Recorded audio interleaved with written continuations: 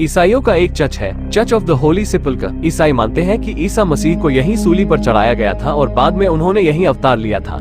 यही मौजूद है वो अनोखी सीढ़ी जिसकी कहानी हम बता रहे। उससे पहले आप हमारे चैनल को सब्सक्राइब जरूर करें। हमास से युद्ध के चलते इन दिनों इजराइल चर्चा में है।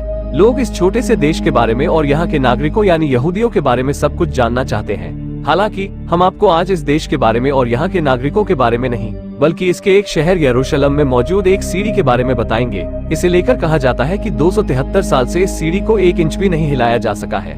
सबसे बड़ी बात कि इस लकड़ी की सीढ़ी को लेकर कोई धार्मिक मान्यताएं भी नहीं है। चलिए इसके बारे में सब जानते हैं। एक शहर का विवाद। जब भी दुनिया की किसी विवादित जगह की बात आएगी तो सबसे पहला नाम उसमें यरूशलेम का होगा। दरअसल यरूशलेम दुनिया की सबसे विवादित जगहों में से एक है। एक तरफ इजराइल इसे अपनी राजधानी बताता है तो दूसरी ओर फिलिस्तीन इसे अपना बताता है। इसी शहर को लेकर इन दोनों देशों के बीच दशकों से जंग हो रही है। अब सवाल उठता है कि आखिर इस जगह का इतना महत्व क्यों है। दरअसल इसी जगह से दुनिया के 3 बड़े धर्मों ईसाई, इस्लाम और यहूदी की शुरुआत हुई।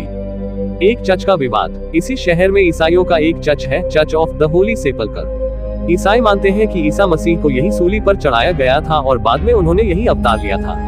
हालांकि इस चर्च को लेकर ईसाई धर्मों के अलग अलग संप्रदायों के बीच कुछ मुद्दों पर विवाद चल रहा है, जिसकी वजह से इस चर्च को लेकर कोई छेड़छाड़ नहीं होती। आज ईसाई धर्म के 6 संप्रदाय मिलकर इसका प्रबंधन करते हैं। यही मौजूद है वो अनोखी सीढ़ी जिसकी कहानी हम आपको बता रहे हैं। एक सीढ़ी और 273 सालों का विवाद। हम जिस विवादित सीढ़ी की बात कर रहे हैं वो द होली सेपल्कर चर्च के एक हिस्से में पड़ी हुई है। ये सीढ़ी यहाँ 1750 से पड़ी हुई है।